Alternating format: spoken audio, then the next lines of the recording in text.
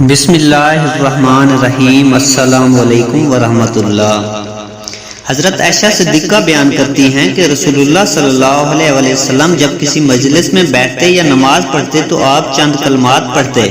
میں نے ان کلمات کے بارے میں آپ صلی اللہ علیہ وسلم سے پوچھا تو آپ صلی اللہ علیہ وسلم نے فرمایا، اگر تو اچھی باتیں کی گئی تو یہ کلمات روز قیامت تک ان پر بطور مہر ہوں گے، اور اگر کوئی بری باتیں کی گئیں تو یہ کلمات ان کے لیے کفارہ ہوں گے۔ اے اللہ، تو اپنی حمد کے ساتھ پاک ہے، تیرے سوا کوئی معبود نہیں، میں تجھ سے مغفرت طلب کرتا ہوں اور تیرے حضور توبہ کرتا ہوں۔